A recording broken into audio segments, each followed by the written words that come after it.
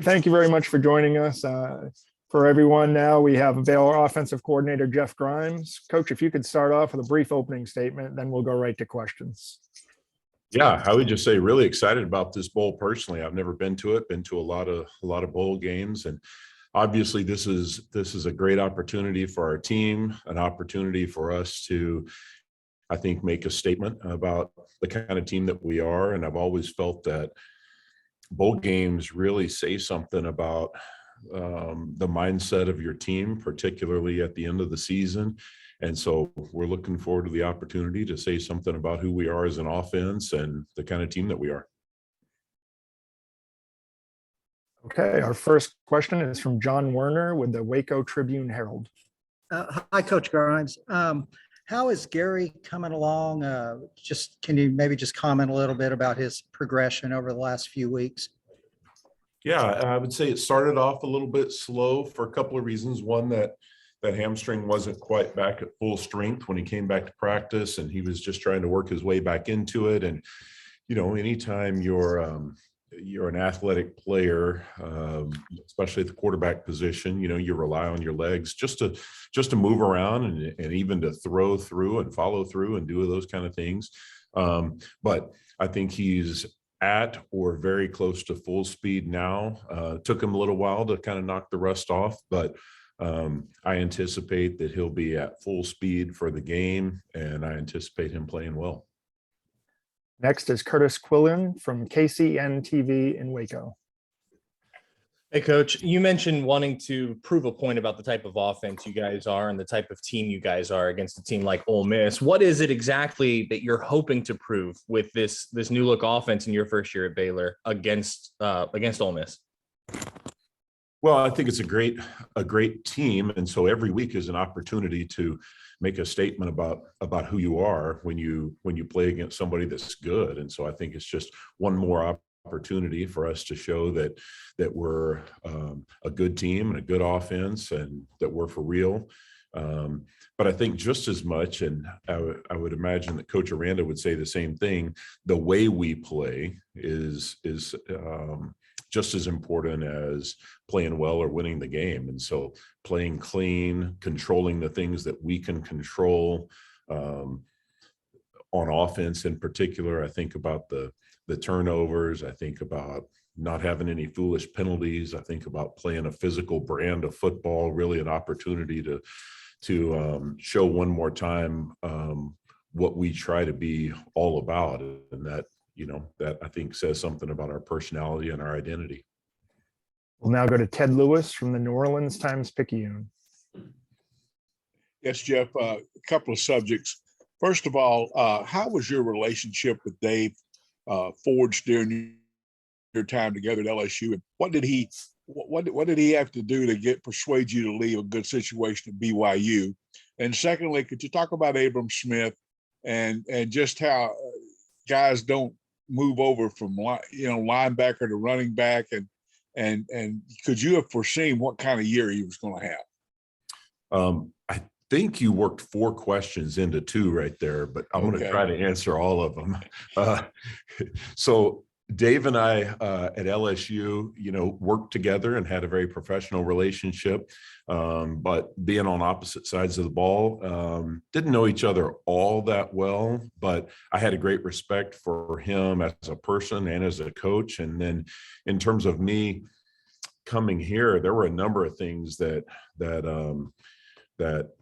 made this a great fit for me. I'm from Texas. My wife is from Texas. Haven't been back to live in over 20 years. And so an opportunity to come back home, an opportunity to coach at a great place like Baylor, I think a place that really fits me. And then I believed in Dave. I believe in who he is as a person and a leader. And so working for him was a real positive for me.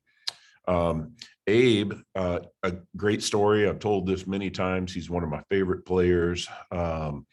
But almost all the way through spring practice, I felt like we weren't getting what we needed out of the run game. I wanted to have a physical nature to our offense, and we couldn't do that with our wide zone scheme without having a physical presence at running back. And I didn't feel like we were moving fast enough. And so I was well, I was complaining about not having what we needed. And one of our staff members, David Wetzel, who's a longtime high school football coach, said to me, have you ever seen Abe run with the ball? Because Abe was playing linebacker at the time. And I said, no, I didn't even know he played running back. He said, yeah, he was a really good running back in high school. And he said, I know what you're looking for. I know how you're looking for a downhill back that will be productive and consistent and physical for you. And he's that. And so I walked upstairs to Ron Roberts, our defensive coordinator, and without mentioning any names, just said, I'm really kind of frustrated with our run game. Is there anybody on defense that you think could help us? And without hesitation, he said, yeah, Abe could. And I said, well, I know he's playing for you at linebacker. And he said, it doesn't matter. If he's got a chance to be your best running back, then you should take him. And so I took him the next day. We had 4 or 5 practices left in spring ball. And it was evident that he could be really, really productive in what we wanted to do with the run game. And then he moved over and really has been just, in a lot of ways, kind of the heart and soul of our offense. I don't think we do much without his leadership, without his toughness, without his style of play. Next, we'll go to Matt Mosley with ESPN Central Texas. Hey, Coach. I was curious. You have such a background with O-line, and I would say that may be the biggest change from the previous season. And I know Dave had talked about the O-line. He wanted those guys to become the leaders. What has allowed you guys to sort of be able to transform from a really all-time worst run attack to one of the best in the country? I know it all starts with the O-line, but what has that development been like for you to observe and sort of oversee? Well, I would say first, it's a collective effort amongst coaches and players at all positions. I really believe with the nature of how we run the football, it is an 11-man job, and so everybody on offense has a job to do, whether you're playing left guard or whether you're playing the receiver on the backside of the formation. I got to certainly give Eric Mateos, our offensive line coach, most of the credit, because he's the one that's doing all the work in the trenches with those guys every day. And then I would just say, it's been a complete buy-in to the philosophy, to the scheme. And I think our scheme is one that allows players to play fast, to play with confidence. And I think because they've been willing to buy into that at all positions, then it's really allowed them to begin to have the kind of success that they've had this year. And I think we certainly, honestly, still have a long way to go, but I think we're, certainly moving in the right direction, and hope that this bowl game is another step forward. We'll go to David Ubben from The Athletic. Yeah, Jeff, I know you weren't here obviously last year, but what is the sense that you've gotten on what this ride has meant to the guys on this roster after the way last season went? Yeah, without talking about last year, I would just say that, anytime you have an opportunity to win your conference, that's a really big deal. And our guys have really bought into that. And from day one, we started talking about playing in the championship. And I think it's been something that, if you're really focused from game to game, then you give yourself an opportunity to do that. But yeah, I think there's a real appreciation for it, or an appreciation for being a part of a team that's winning and has a chance to be in this position at this point in the year. Next, we'll go to Jerry Hill from Baylor Bear Insider. Hey, Jeff, wondering what your bowl game approach is. Do you do what you do, or, do you try to tweak some things and maybe throw some things out there?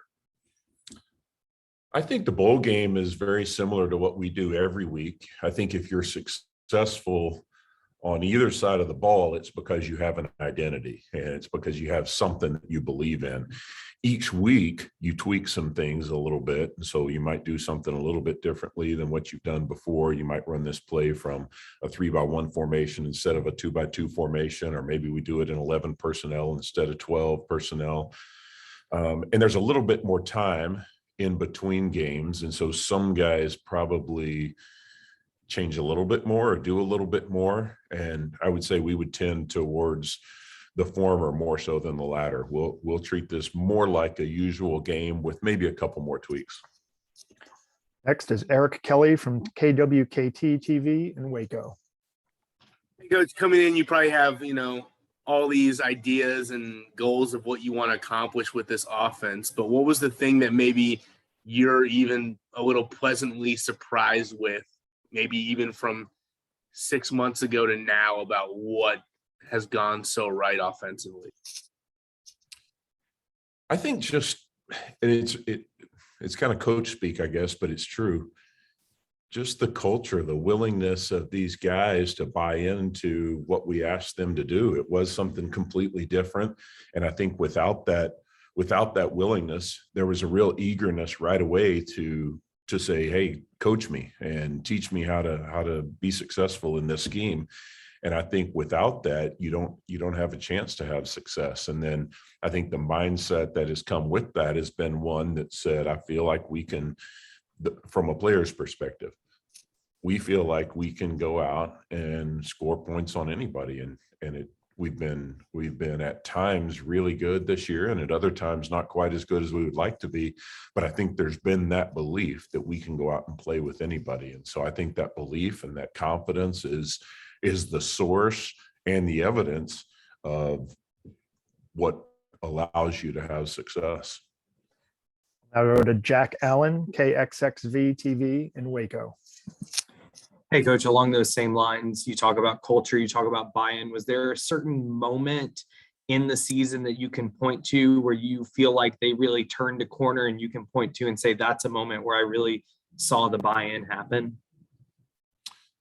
Yeah, I think there have been typically in an opportunity like this where you make a change, there are a few of those. And so I can point to a couple. One was actually before the season even started. We have a really good defense here at Baylor, and that had been a real challenge for us offensively to make a turnaround, just because we had to compete against a really good, experienced defense in practice every day, and one that's had that system in place for a year. And so there were a lot of challenges during spring ball, and moments when I remember my wife, after one of our spring scrimmages, I come home and she goes, "Wow, we got a long way to go." I said, "Yeah." She goes, "Are you sure we ought to actually do this addition on the house?" And she's been around a lot of football, and so she saw and recognized that we had a ways to go. But in those scrimmages, I think it was a challenge for us that we had to overcome, a hurdle. And then I think it was our second scrimmage of fall camp this year. We kind of had a really good day, and the offense probably for the first time had a scrimmage where we did what we had hoped we would do against our defense. And there was a difference after that. The guys kind of felt like, okay, we can do this, and this thing's really going to work. And then I think just a couple of our early season games against conference opponents really helped us take a step forward. Obviously, the Iowa State game was a big win for us, and then coming out soon after that, and not only winning against West Virginia, but scoring a lot of points and winning big. I think both of those were real milestones. We have time for one final question. This is from Sam Kahn from The Athletic. Hey, Jeff, wanted to ask you a little bit about Gary. I know he went through, I think, almost the first half of the season without an interception. What have you seen from him as he's grown in this offense, and what are the best qualities that he brings that have made him successful for you guys this year? Well, I think the things that make him successful are the things that earned him the job. And so he's just become more and more of himself, and his confidence, his toughness, his grit, his willingness to work. Those are the things that earned him this position. And he was in quite a battle for the starting quarterback job, as you and most people that have covered our team know.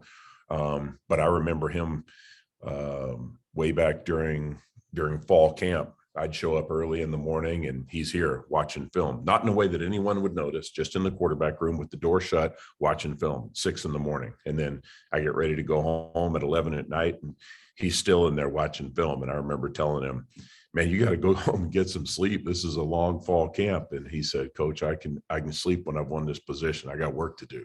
And that kind of confidence and work ethic is what's brought him to the point where he is. And he's a guy that from the beginning bet on himself. When many people didn't think he would be a college quarterback, he came to a place where he knew he could play quarterback and compete, and just kept working even when it didn't go his way early. And so that persistence and that belief in himself and that toughness are the things that really make him who he is. And then obviously he's developed as a passer, he's developed as a leader, and all those things have come, but it really starts with what he is inside. Thank you very much for your time this morning, Coach. We really appreciate it. Look forward to seeing you tomorrow here in New Orleans. All right, you got it. See you, fellas.